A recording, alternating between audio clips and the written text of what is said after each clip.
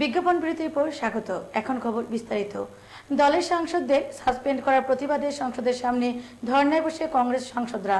ধর্নায় সামিল হন কংগ্রেস সভানেত্রী সোনিয়া গান্ধী সহ সভাপতি রাহুল গান্ধী, প্রাক্তন প্রধানমন্ত্রী মনমোহন সিং সহ কংগ্রেসের লোকসভা ও রাজ্যসভার সাংসদরা।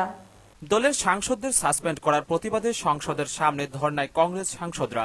মঙ্গলবার সকালে সংসদ ভবনের সামনে হাতে কালো কাপড় বেঁধে কালো পতাকা নিয়ে ধর্নায় সামিল হন কংগ্রেস সভানেত্রী সোনিয়া গান্ধী সহ সহসভাপতি রাহুল গান্ধী, প্রাক্তন প্রধানমন্ত্রী মনমোহন সিং সহ কংগ্রেসের লোকসভা ও রাজ্যসভার সাংসদরা। সোমবার সংসদের ভিতরে প্লে কার্ড নিয়ে বিক্ষোভ দেখানোর জন্য 25 জন কংগ্রেস সাংসদকে সাসপেন্ড করেন অধ্যক্ষ সুমিত্রা মহাজন। ঘটনার প্রতিবাদ জানিয়েছেন বাম ও তৃণমূল সহ 9টি বিরোধী দলের সাংসদরা। ওই দিন ললিত গেট এবং ব্যাপম কাণ্ডে সুষমা বসুন্ধরা শিবরাজদের ইস্তফার দাবিতে লোকসভায় লাগাতার বিক্ষোভ দেখানোয় 25 জন কংগ্রেস সাংসদকে 5 দিনের জন্য সাসপেন্ড করেন অধ্যক্ষ সুমিত্রা মহাজন। ফলে আগামী 5 দিন লোকসভায় দেখা যাবে কংগ্রেসের মাত্র 19 জন সাংসদকে। লোকসভা অধ্যক্ষের বক্তব্য, সংসদে শৃঙ্খলা আনতে 374 ধারা অনুযায়ী এই সিদ্ধান্ত নেওয়া হয়েছে। যদিও এ বিষয়ে লোকসভার অধ্যক্ষের সঙ্গে সহমত নন বিরোধীদের সিংহভাগই। As 25 members of the Congress party, there is no way of resolving issues which the Congress party has raised before the country, before the government and before parliament. सरकार की ड्यूटी बनती है पार्लियामेंट को चलाना है, और जिस तरीके से उन्होंने हमारे मेंबर्स को सस्पेंड किया वो एंटी डेमोक्रेटिक है। और मेरे हिसाब से जो मैं समझती हूँ लोकतंत्र का हत्या हो रहा है। हमारे 25 सांसद सिर्फ एक सिंबल हैं, क्योंकि जो हमारे 25 सांसदों के साथ किया जा रहा है वो पूरे हिंदुस्तान में किया जा रहा है। वो कॉलेज स्टूडेंट्स के साथ किया जा रहा है, इंटरनेट पे किया जा रहा है, पूरे हिंदुस्तान के इंस्टीट्यूशन से किया जा रहा है। करप्शन के मामले पे, व्यापम के मामले पे, राजस्थान के सीएम के मामले पे और सुषमा स्वराज जी के मामले पे हम इन पे प्रेशर नहीं कम करेंगे। चाहिए हम सबको पार्लियामेंट से उठा के फेंक दें, बाकी देश बचा हुआ है, हम इनको पूरे देश में घेरें। এদিকে লোকসভায় 25 জন কংগ্রেস সাংসদকে 5 দিনের জন্য সাসপেনশনের প্রতিবাদে উত্তাল রাজ্যসভাও। রাজ্যসভায় বিরোধী দল কংগ্রেস কেন্দ্রীয় সরকারের স্বৈরতান্ত্রিক মনোভাবের প্রতিবাদে ওএলএনএমে বিক্ষোভ দেখায়। রাজ্যসভায় ব্যাপম এবং ললিত ইস্যু নিয়েও নিজেদের অবস্থানে অনড় থাকার কথা জানিয়ে দেন কংগ্রেস সাংসদরা। এর জেরে এদিনের মতো মুলতবি হয়ে যায় রাজ্যসভা।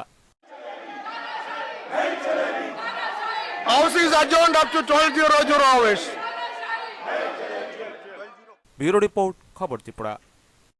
নাগা জঙ্গি গোষ্ঠী NSCN এর সঙ্গে ঐতিহাসিক শান্তি চুক্তি স্বাক্ষর করল কেন্দ্র।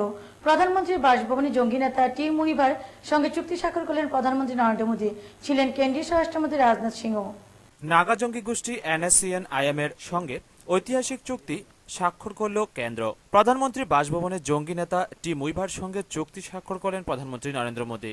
এদিনের এই চুক্তি উত্তর পূর্বের শান্তি ফেরানোর ক্ষেত্রে নতুন অধ্যায়ের সূচনা করবে বলে মত জঙ্গি নেতা মুইভার। ক্ষমতায় আসার পরই উত্তর পূর্বাঞ্চলের শান্তি ফেরাতে বিশেষ কর্মসূচির কথা ঘোষণা করেছিলেন প্রধানমন্ত্রী নরেন্দ্র মোদী।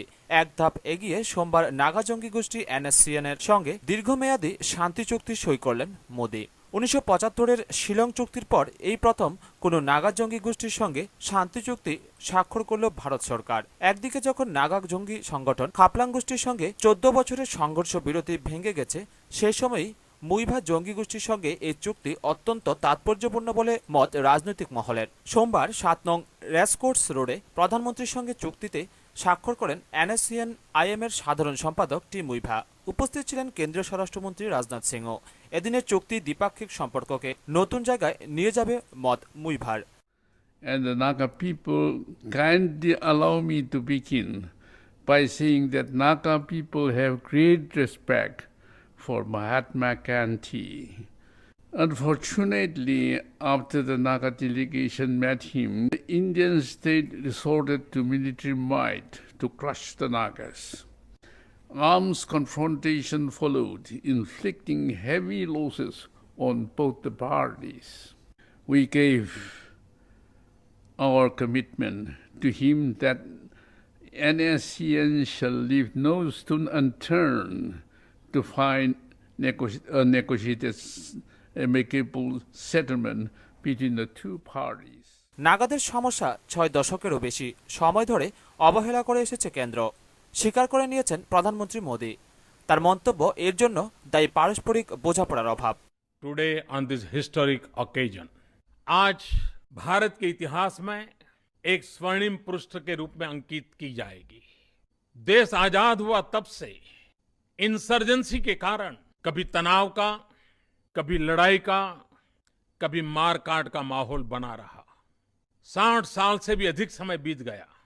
आज वो एक सुनहरा पल आया है जब हम शस्त्र को छोड़ करके कंधे से कंधा मिला करके नागालैंड का भी विकास हो और हिंदुस्तान का भी विकास हो, उस एक सपने को लेकर के नई यात्रा का प्रारंभ कर रहे हैं। 2006 সাল থেকে সংঘর্ষ বিরতিতেই রয়েছে NSCN-IM। এদিনের শান্তি চুক্তির সেই প্রক্রিয়াকে আরও এক ধাপ এগিয়ে নিয়ে গেল বলে মত রাজনৈতিক মহলের। আরেক মহলের মতে এই চুক্তির মধ্যে দিয়ে পরোক্ষে টি মুইভাকেই আদতে নাগাল্যান্ডের প্রকৃত জঙ্গি নেতার মর্যাদা দিল কেন্দ্র। ব্যুরো রিপোর্ট, খবর ত্রিপুরা। রাজ্য সরকারের বিভিন্ন দপ্তরে আরো 14 জন সরকারি কর্মী নিয়োগের সিদ্ধান্ত নিল রাজ্য মন্ত্রিসভা। মঙ্গলবার মন্ত্রিসভার বৈঠক শেষে সাংবাদিকদের উক্ত সিদ্ধান্ত বিষয়ে বিস্তারিত জানান মন্ত্রী ভানুলাল সাহা। রাজ্য সরকারের বিভিন্ন দপ্তরে আরও 14 জন সরকারি কর্মী নিয়োগের সিদ্ধান্ত নেওয়া হয়েছে। মঙ্গলবার মন্ত্রিসভার বৈঠকে এই 14টি পদে কর্মচারী নিয়োগের সিদ্ধান্ত নেওয়া হয় বলে বৈঠক শেষে সাংবাদিকদের জানান রাজ্য তথ্য ও সংস্কৃতি দপ্তরের মন্ত্রী ভানুলাল সাহা। তিনি সাংবাদিকদের বিভিন্ন দপ্তরে পদগুলির বিষয়ে বিস্তারিত জানান। 14 জন লোক নিয়োগের নতুন ভাবে সিদ্ধান্ত হয়েছে। 8 জন ফরেস্ট রেঞ্জার, 1 জন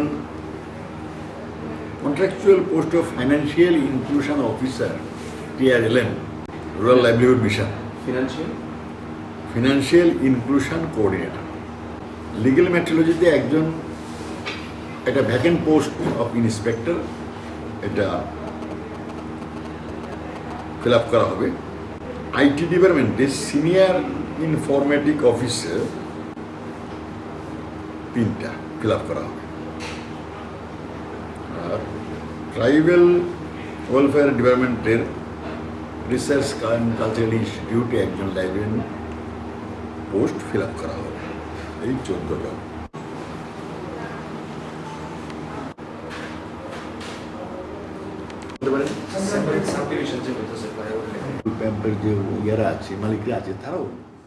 রাজ্যের মন্ত্রিসভা প্রতিটি ক্যাবিনেট বৈঠকেই নতুন নতুন পদ সৃষ্টির ঘোষণা দিচ্ছে, অথচ আগে যে পদ সৃষ্টি করা হয়েছে এবং যে সকল শূন্য পদ রয়েছে তাও পূরণের কোনো উদ্যোগ নেই।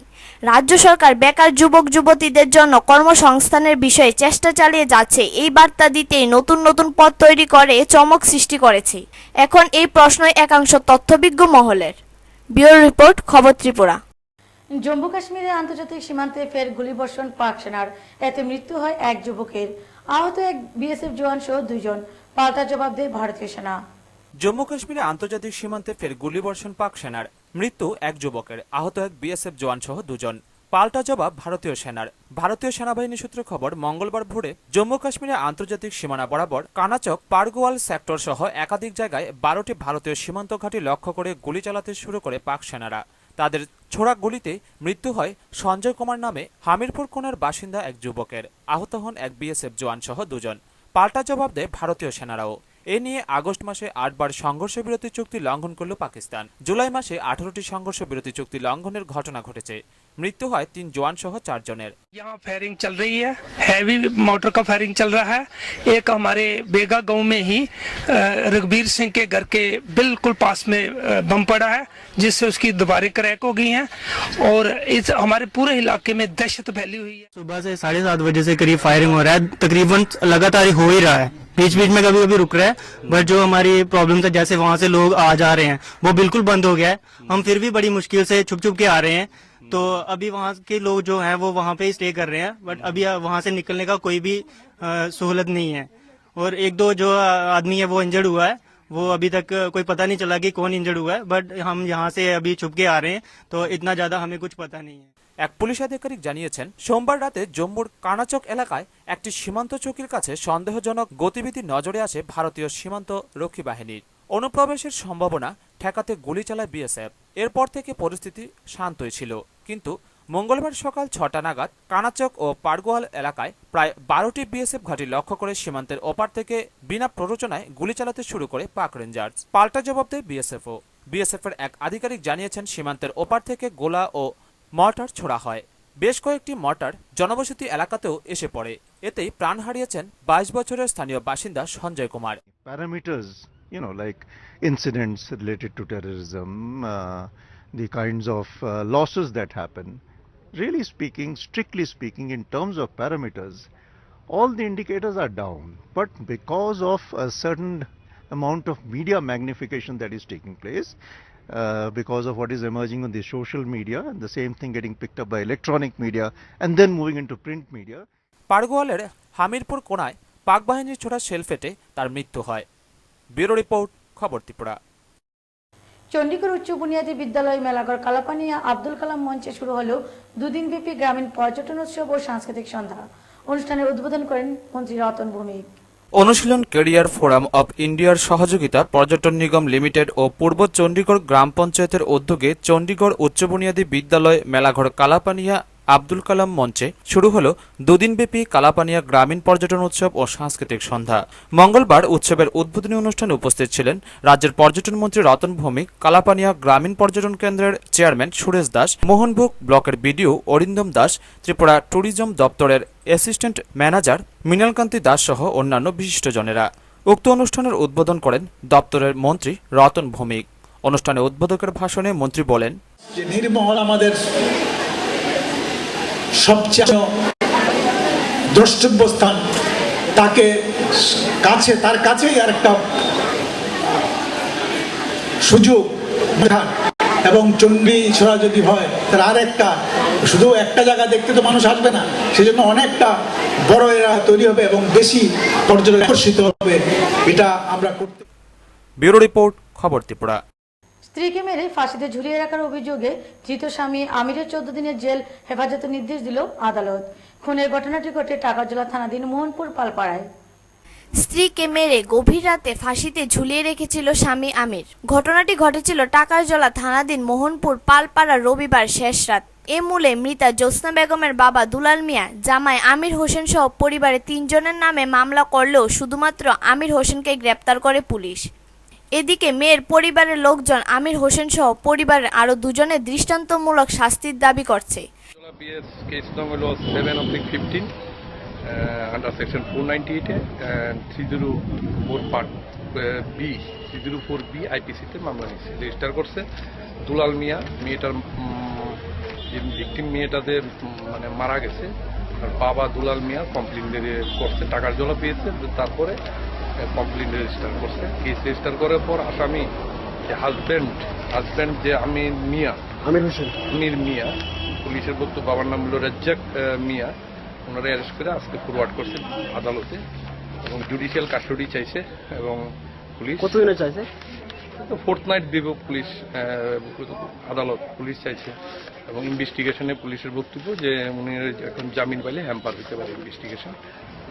এখন আমি এটা আদালতের বিচারাধীন ম্যাটার, কিন্তু এখন অব্দি পুলিশ তদন্তকারী অফিসার যে প্রণব দেবনাথ এসডিপিও জম্পজলা যে ফরওয়ার্ডিং দিচ্ছে, তাতে আমি মনে করি যে বেল না হওয়ার সম্ভাবনা বেশি, যেহেতু অনেক পুলিশ ফাইল হয়নি, জুডিশিয়াল কাস্টডিতে রাখা হইবে, যেহেতু 304 পার বি আছে এটাতে। জানা গেছে পাশের বাড়ির এক যুবতীর সঙ্গে আমিরের অবৈধ মেলামেশা এবং অতিরিক্ত পণের দাবিতে গৃহবধূ জ্যোৎস্নাকে মেরে ঝুলিয়ে রাখা হয়েছে। আর জ্যোৎস্নার 4 বছরের এক শিশু পুত্র গভীর রাতে মা করে ঘুম থেকে আটকে উঠেছে। ছেলেটি এখন তার নানার বাড়িতে অবস্থান করছে। ব্যুরো রিপোর্ট, খবর ত্রিপুরা। এক মন মাতানো অনুষ্ঠানের মধ্য দিয়ে উদয়পুর নেতাজি সুভাষ মহাবিদ্যালয় নবীনদের বরণ করে নিল বর্তমানরা। উক্ত নবীন বরণ উৎসবের সূচনা করেন বিধায়ক মাধব সাহা। নতুনদের বরণ করে নিল বর্তমানরা। উৎসাহ উদ্দীপনায় নেতাজি সুভাষ মহাবিদ্যালয়ের নবীনবরণ উৎসব হল সোমবার। কলেজ ছাত্রছাত্রীদের মন মাতানো সাংস্কৃতিক অনুষ্ঠান ছিল বেশ নজরকাড়া। স্নেহের আলিঙ্গনে মহাবিদ্যালয়ের প্রথম বর্ষের ছাত্রছাত্রীদের বরণ করল বর্তমান পড়ুয়ারা। রাখি, মানপত্র, প্যাড, কলম ও চন্দনের ফোঁটা তুলে দেওয়া হল নবাগতদের। উদয়পুর রাজস্বী প্রেক্ষাগৃহ এদিন ভিন্ন স্বাদের অনুষ্ঠান প্রত্যক্ষ করল। অনুষ্ঠানের উদ্বোধন করেন বিধায়ক মাধব সাহা। অনুষ্ঠানের উদ্বোধন করে তিনি বলেন, আমি এই নবাগত ছাত্রদের কাছে আবেদন করব এটা বুঝবার জন্য। কলেজের ইতিহাস তো আপনাদের সামনে বলেছেন প্রাক্তন ছাত্ররা, এই কলেজ এত বড় হয়েছে কি করে। 35 জন ছাত্র থেকে এখন 3500 ছাত্র হয়েছে, বিল্ডিং হয়েছে, নিজস্ব জায়গা হয়েছে। আগে অন্যের বাড়িতে থাকতে হতো। কলেজ যখন শুরু হয়েছে কেবি স্কুলের ভিতরে কলেজ করতে হতো, তার কাহিনী তো আপনারা শুনেছেন। আমি এটা বলতে চাই না বলে ভারাক্রান্ত করতে চাই না। আমি আপনাদের কাছে এদিনের নবীনবরণ অনুষ্ঠানে এছাড়াও বক্তব্য রাখেন মহাবিদ্যালয়ের অধ্যক্ষ ডক্টর সঞ্জয় রায়, শিক্ষক সংসদের সাধারণ সম্পাদক ডক্টর পার্থসারথী দেবরায়, ছাত্র সংসদের প্রাক্তন সাধারণ সম্পাদক রামদয়াল মজুমদার, ছাত্র সংসদের বর্তমান সাধারণ সম্পাদক গৌরাঙ্গ বর্মন প্রমুখ। ছাত্র সংসদের সহসভাপতি মামুন সরকার সহ অধ্যাপক, অধ্যাপিকা ও নবাগত ছাত্রছাত্রীরা হাজির ছিলেন অনুষ্ঠানে। নবীনবরণকে ঘিরে ছাত্রছাত্রীদের মধ্যে ছিল ব্যাপক উৎসাহ। গত 30 জুলাই থেকে 1 আগস্ট পর্যন্ত কলেজে অনুষ্ঠিত ইনডোর গেমস প্রতিযোগিতার বিজয়ীদের হাতে পুরস্কার তুলে দেওয়া হয় অনুষ্ঠান মঞ্চে। নাচে গানে অনুষ্ঠান ছিল ভরপুর। উপজাতিদের হজাগরি থেকে আধুনিক নৃত্য অনুষ্ঠানকে বাড়তি আনন্দের সঞ্চার করে। উদয়পুর থেকে শান্তনু বণিকের রিপোর্ট, খবর ত্রিপুরা। পিসির বাড়িতে বেড়াতে এসে গণধর্ষণের শিকার এক কিশোরী। ঘটনা কমলপুর মহকুমার দুরাই শেমরাই গ্রামে। অভিযুক্তদের মধ্যে একজনকে আটক করেছে পুলিশ। পিসির বাড়িতে বেড়াতে এসে গণধর্ষণের শিকার হলো এক কিশোরী। ঘটনা কমলপুর মহকুমার দুরাই শেমরাই গ্রামে। ঘটনার বিবরণে দোষিতার কিশোরীর পিতা বিলাপমোহন দেববর্মা জানান, তাদের বাড়ি বিশ্রামগঞ্জ থানাধীন রামনগর গ্রামে। বিগত 2 দিন আগে ছোট মেয়েকে সঙ্গে নিয়ে কমলপুর মহকুমা দুরাই শেমরাই গ্রামে বোনের বাড়িতে বেড়াতে এসেছিল। রবিবার রাতে বোন জামাই সোনামণি দেববর্মার বাড়ির লোকজন সহ দর্শিতা কিশোরীর বাবা বিলাসমোহন দেববর্মা পাশের বাড়িতে বেড়াতে গিয়েছিল। সেই সুযোগে পাশের বাড়ির নিশিকান্ত দেববর্মার 2 ছেলে অজিত এবং লিওনজিৎ 21 বছর বয়সী কিশোরীকে একা পেয়ে গণধর্ষণ করে পালিয়ে যায়। যাবার সময় অভিযুক্ত 2 যুবক অজিত এবং লিওনজিৎ কিশোরীকে হুমকি দিয়ে যান ঘটনা যেন কেউ জানতে না পারে। ঘটনা জানাজানি হলে তাদের বিবাদ হবে। ধর্ষিতা কিশোরী ওই দিন রাতে পিসির বাড়ির সকল সদস্য সহ বাবাকে সবিস্তারে খুলে বলে। সোমবার দুপুরে ধর্ষিতা কিশোরীর পক্ষে অভিযুক্ত 2 যুবক অজিত এবং লিওনজিতের বিরুদ্ধে কমলপুর থানায় মামলা দায়ের করে ধর্ষিতা কিশোরী।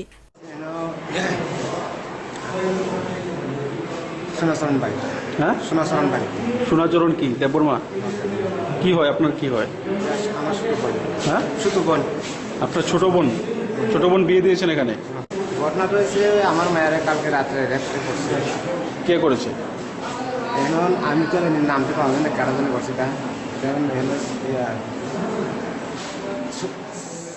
কমলপুর থানার সেকেন্ড অফিসার উত্তম দেববর্মার নেতৃত্বে পুলিশ ধর্ষিতা কিশোরীকে কমলপুর বিএসএম হাসপাতালে চিকিৎসা করান। কমলপুর থানার সেকেন্ড অফিসার ঘটনা প্রসঙ্গে বলতে গিয়ে বলেন, তদন্ত চলছে। অভিযুক্ত 2 যুবকের মধ্যে সোমবার রাতে লিওনজিৎ দেববর্মাকে পুলিশ গ্রেপ্তার করতে পারলেও অপর অভিযুক্ত অজিত দেববর্মাকে গ্রেপ্তার করতে পারেনি পুলিশ। আজ বিকেল 4:30টায় আমাদের কাছে একটি অভিযোগ আছে যে 2 জন, একজন হলো লেনজিৎ দেববর্মা এবং দ্বিতীয় অজিত দেববর্মা, তারা 2 জন মিলে স্মৃতি দেববর্মা বলে একজন মহিলাকে যুগ্মভাবে ধর্ষণ করিয়াছেন। এই অভিযোগ মূলে আমাদের কমলপুর থানাতে 2015 60 নম্বর কেস রেজিস্ট্রেশন করা হয় এবং তার তদন্ত শুরু হয়। তদন্তের মধ্যে এখন পর্যন্ত 2 জনের মধ্যে একজন আসামি ধরা পড়েছেন এবং বাকি 2 জনের জন্য খোঁজাখুঁজি চলছে। হ্যাঁ, লেনজিৎ দেববর্মা বাড়ি কোথায়? বয়স 27। কালকে কি করেছো তুমি মেয়েটির সাথে? আমি কোনো কিছু করছি না। কে করেছে? জাহিদ হাসান। তো মেয়েটি যে তোমার বিরুদ্ধে অভিযোগ করলো? জাহিদ হাসান। তুমি বলছো তুমি এই ব্যাপারে কিছুই জানো না? কিছু জায়গা আছে। ব্যুরো রিপোর্ট, খবর ত্রিপুরা। সোনামুড়া থানাধীন কালাপানিয়া পঞ্চায়েতের একটি রাস্তা নিয়ে চলছে চরম উত্তেজনা। রাস্তা নির্মাণে বাধা দিচ্ছে এক ব্যক্তি। আর এই ঘটনাকে কেন্দ্র করে সৃষ্টি হওয়া উত্তেজনাকর পরিস্থিতি তদন্তের দাবি এসডিপিওর দ্বারস্থ হয় এলাকাবাসীরা। সোনামুড়া থানাধীন কালাপানিয়া পঞ্চায়েতের একটি রাস্তা নিয়ে চলছে চরম উত্তেজনা। জানা যায় এই এলাকারই কিছু মাতব্বররা এই রাস্তাটিকে দখল করে রেখেছে। এই রাস্তাটি দিয়ে এলাকার বহু মানুষ চলাচল করে, কিন্তু আব্দুল হক নামে এক ব্যক্তি নাকি এই রাস্তা দিয়ে চলাচলের জন্য না করে দেয় সকলকে। এই নিয়ে পঞ্চায়েতের প্রধান, উপপ্রধান ও অন্যান্যদের নিয়ে আলোচনা করে সিদ্ধান্ত হয় রাস্তাটি সকলেই ব্যবহার করবে, কিন্তু তাতে রাজি নয় আব্দুল হক। এই বিষয় নিয়ে এলাকার এক ব্যক্তি ইয়াসিন মিয়া আওয়াজ তুলতে সোমবার সকালে আব্দুল হক তার সাঙ্গপাঙ্গ নিয়ে ধারালো অস্ত্র ও লাঠি নিয়ে চড়াও হয় ইয়াসিন মিয়ার উপর। অল্পেতে প্রাণে বেঁচে যায় ইয়াসিন মিয়া। এই নিয়ে ইয়াসিন মিয়া সহ এলাকার বহু মানুষ মহকুমা পুলিশ আধিকারিক অশোক কুমার সিনহার নিকট মিলিত হন ও সুষ্ঠু তদন্তের দাবি রাখেন। সকালবেলা 7টার দিকে কাজে রওনা হই। কাজে রওনা হওয়ার পরে আমি বাজার আইছি। বাজার আনার পরে আমি কাজের লোক পাঠাইছি। পাঠানোর পরে আমার মিস্ত্রিরা কইতে আছে ডাই লিখবো। তখন আমি বাড়িতে চলে যাই। বাড়িতে যাওয়ার সময় দেখি তারা রাস্তার উপরে দাসিল আমার আক্রমণ করার চেষ্টা করতে আছে। তখন আমার লোক একটা মিস্ত্রি আসছিল। মিস্ত্রি কইতেছে কিন্তু তোমার দেখা লই এখানে রয়েছে কই বন্ধ থেকে রয়েছে। তখন আমি একটু ফালাইয়া একটু সাইড কেটটা বাড়িতে গেছি গা। এটা হলো আব্দুল হক, আব্দুল লতিফ, আব্দুল জব্বার, হাবিল মিয়া, হাজারা খাতুন। তো আমি রাস্তাটা দিয়ে চলাফেরা কিনে রাস্তাটা দিয়ে চলাফেরা করি। এটা আমার বাবার দিনের রাস্তা নেই, রাস্তাটা বলে তারা। রাস্তাটা দিয়ে সবসময় চলাফেরা করি। এটা বিভিন্ন ধরনের লোক আসা যাওয়া করে। আমরা এখানে 7-8 পরিবার আছি। এই পরিবারে এদিক দিয়ে আসা যাওয়া করে, কিন্তু আমার উপরে ভিত্তি করে রাস্তাটা বন্ধ করে। এলাকার লোকজন সবাই আমার লোকে আসে, থানাতে অভিযোগ জানাইতো। আমিও কালকে একবার অভিযোগ জানাইছি, থানাওয়ালা গেছে না, আজকে আবার এসডিওর কাছে আমি আসি অভিযোগ জানানোর জন্য।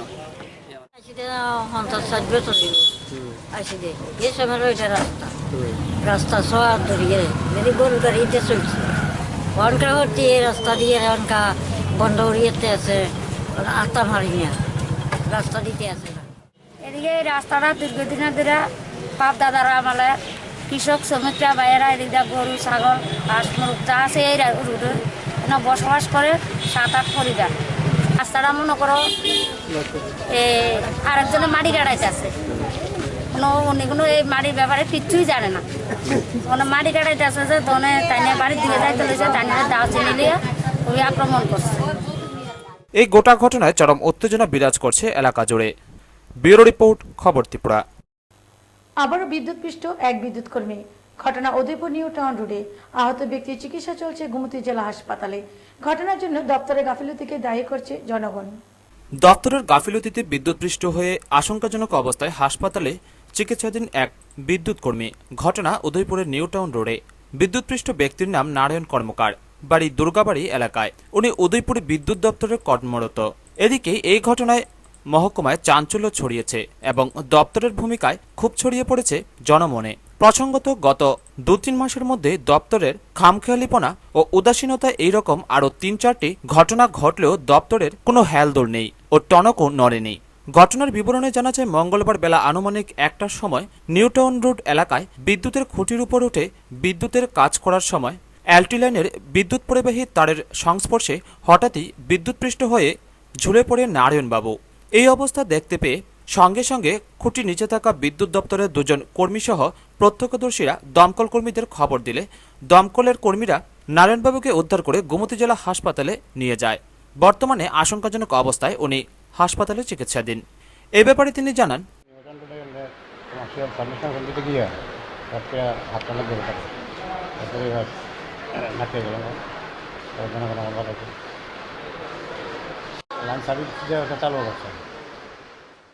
ব্যুরো রিপোর্ট, খবর ত্রিপুরা।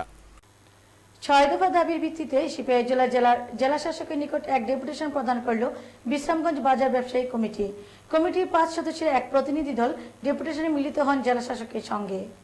মঙ্গলবার বেলা 11টায় বিশ্রামগঞ্জ বাজার ব্যবসায়ী কমিটির উদ্যোগে সিপিআই জেলার জেলাশাসক প্রদীপ কুমার চক্রবর্তীর নিকট 44 নং জাতীয় সড়ক উন্নয়ন কল্পে বিশ্রামগঞ্জ বাজারের অর্ধগৃহীত ভূমি সংক্রান্ত সমস্যার সমাধান কল্পে আশু ব্যবস্থা গ্রহণের দাবিতে এক ডেপুটেশনে মিলিত হয়। এর আগে বিশ্রামগঞ্জ বাজার ব্যবসায়ীরা বাজারস্থিত কালীবাড়ি প্রাঙ্গণে মিলিত হয়ে প্রায় 2 শতাধিক বিক্রেতার মিছিলের মাধ্যমে বাজারের বিভিন্ন পথ পরিক্রমা করে জেলাশাসক অফিসের সামনে জড়ো হয়। এখান থেকে সম্পাদক প্রদীপ দত্তের নেতৃত্বে 5 জনের একটি প্রতিনিধি দল 6 দফা দাবির ভিত্তিতে জেলা শাসকের সঙ্গে আলোচনায় মিলিত হয়। যে সমস্ত ব্যবসায়ী সম্পূর্ণরূপে উচ্ছেদ হবেন তাদেরকে সরকারিভাবে স্টল বা দোকানের ব্যবস্থা করা, বিশ্রামগঞ্জ বাজারে একটি আধুনিক সুপার মার্কেট গড়ে তোলা এবং বাজারের উত্তর পাশ দিয়ে জমি অধিগ্রহণ করা সহ মোট 6 দফা দাবি নিয়ে বিশদ আলোচনা করা হয়। জেলা শাসক প্রদীপ চক্রবর্তী ও তাদের দাবিগুলির যুক্তিকতা স্বীকার করে সমস্যা সমাধানে দ্রুত আশ্বাস দেন। এই দিনের এই ডেপুটেশনে বাজার ব্যবসায়ী সমিতির সম্পাদক প্রদীপ চক্রবর্তী, সভাপতি নারায়ণ চক্রবর্তী এবং বিশিষ্ট ব্যবসায়ী সুকুমার দেববর্মা সহ মোট 5 জন ডেপুটেশনে অংশগ্রহণ করেন। ডেপুটেশন হতে পারে, প্রয়োজনে আমরা বাজার বন্ধ করে বা প্রয়োজনে আমরা মুখ্যমন্ত্রীর নিকট ডেপুটেশন দিতে পারি এবং তা হবে আমাদের শান্তিপূর্ণ আন্দোলনের মাধ্যমে। ব্যুরো রিপোর্ট, খবর ত্রিপুরা। দীর্ঘদিন ধরে অপরেশকর গ্রামে নাকাশিপাড়া প্রাথমিক স্বাস্থ্য কেন্দ্র সংলগ্ন এলাকায় আরসিসি বৃষ্টি অর্ধসমাপ্ত হয়ে পড়ে রয়েছে। এ বিষয়ে কর্তৃপক্ষ উদাসীন, ফলে জনদুর্ভোগ চরমে। দীর্ঘদিন ধরে অপরেশকর গ্রামের নাকাশিপাড়া প্রাথমিক স্বাস্থ্য কেন্দ্র সংলগ্ন এলাকায় আরসিসি ব্রিজ অর্ধসম্পন্ন হয়ে পড়ে রয়েছে। কর্তৃপক্ষের নজর নেই, জনদুর্ভোগ চরমে। কথাই আছে, কোনো এলাকা বা গ্রামের উন্নতি নির্ভর করে ওই গ্রাম বা এলাকার যোগাযোগ ব্যবস্থার উপর। আর যদি ওই গ্রাম বা এলাকায় যোগাযোগ ব্যবস্থা দুর্বল থাকে তাহলে ওই গ্রাম বা এলাকার উন্নতি কোনোভাবেই সম্ভব নয়। কমলপুর মহকুমা অপরেশকর এডিসি ভিলেজ পঞ্চায়েতে অবস্থিত পঞ্চায়েত সংলগ্ন এলাকা থেকে নাকাশিপাড়া প্রাথমিক স্বাস্থ্য কেন্দ্রে যাবার 2 কিমি রাস্তার অবস্থা বড়ই করুণ। এবড়োথেবড়ো রাস্তা সংস্কার না করায় মানুষ চলাচলে অনুপযোগী হয়ে পড়েছে। তাছাড়া এই রাস্তার উপর নাকাশিপাড়া হাসপাতাল সংলগ্ন ছড়ার উপর একটি পাকা সেতু দীর্ঘদিন যাবৎ অর্ধসমাপ্ত করে ফেলে রাখা হয়েছে। খবর নিয়ে জানা গেছে, সালামা ব্লকের জনৈক ইঞ্জিনিয়ার পানু দেবনাথ সেতু নির্মাণের দায়িত্বে ছিলেন। তিনি কোনো এক অজ্ঞাত কারণে সেতুটি নির্মাণ করছেন না। 2014-15 অর্থ বছরে এই অর্ধনির্মাণ সেতু তৈরি বাবদ ইঞ্জিনিয়ার বাবু প্রায় 8 লক্ষ টাকা বিল করে নিয়ে গেছেন বলে সালেমা ব্লক সূত্রে খবর। একদিকে রাস্তার দুরবস্থা, অন্যদিকে অর্ধসমাপ্ত সেতু নির্মাণ, দুই মিলে গ্রামবাসীরা চরম অব্যবস্থায় রয়েছেন বলে অভিযোগ করেন গ্রামবাসীরা। ওই যে দলাই নদীর ব্রিজটা হইলো, কত বড় ব্রিজটা, এটা কিন্তু শেষ হয়ে গেছে গা। এটা কিন্তু এখনো শেষ হইতেছে না, আজকে 3-4 বছর ধরে রানিং চলতেছে। পানু এটা কি করতেছে যে ওই যে পানু দেবনাথ খোয়াইয়ের যে ইঞ্জিনিয়ারটা, কিন্তু কাজটাও যে আধা আমাদা কইরিয়া এখন পর্যন্ত স্থগিত রাখতেছে। এটা জনসাধারণ যে চলাফেরার জন্য এত যে অসুবিধা হয় একটা রোগী নিয়ে যাইতে, মানে কি তা কইমো আর কি, এটা স্যার কয়া ভাষা নাই। আমাদের এই পঞ্চায়েত অফিস পর্যন্ত এই আরম্ভ করেছিল নাকাশিপাড়া পর্যন্ত যে ব্রিজটা, আজকে 1 বছর ধরে কাজটা মানে করতে আছে, মানে হেলাইয়া ডেলাইয়া মানে চলছে। পঞ্চায়েতের আমরা এটা জানাইছি, একবার পার্টিতে জানাইছি, বিভাগও জানাইছি। জানার পরেও আজকে মানে এই ব্রিজটা আমরা এমন অচল হয়ে পড়ে রয়েছে, আমরা রুগী নেওয়া আসার মানে খুব অসুবিধা। ঘুরে যাইতে লাগে, এমন একটা ডেলিভারি রুগী নিয়ে যাইতে হইলে আমরা ঘুরে যাইতে গেলে খুব আমাদের রুগীর সংকট মানে কষ্ট পাইতে আছে। অপরেশকরের যে ব্রিজটা তো কাম মানে ধীরে ধীরে চলতেছে, একটু দ্রুত করলে ভালো। হসপিটালে যাইতে যাইতে খুব কষ্ট আমরা, যে এই রাস্তাটা এই রাস্তার দিকে যাওয়া যায় নাকাশিপাড়া হসপিটালে, গ্রামের লোকের একটু সমস্যা হয় আর। প্রসঙ্গত, কমলপুর মহকুমা অপরেশকর এডিসি অধ্যুষিত এলাকা বলে পরিচিত। গ্রামে এমনিতেও নানা সমস্যায় জর্জরিত, বিশেষ করে শিক্ষা, স্বাস্থ্য, পানীয় জল, রাস্তাঘাট প্রমুখ। অতএব গ্রামবাসীর স্বার্থে স্থানীয় পঞ্চায়েত সহ ব্লক প্রশাসনের উচিত অবিলম্বে এলাকাবাসীর সংশ্লিষ্ট বিষয় নিয়ে পদক্ষেপ নেওয়া, নতুবা উন্নয়ন বনাম অনুন্নয়ের জাতাকলে পড়ে গ্রামবাসীদের অবস্থা আরও ত্রাহি ত্রাহি হয়ে যাবে। ব্যুরো রিপোর্ট, খবর ত্রিপুরা। খবর শেষ করার আগে আবার দেখে নিচ্ছি খবর শিরোনাম। খবর শিরোনাম নিবেদন করছে ফিলিপসের তাই লাইফ সুপারহিট।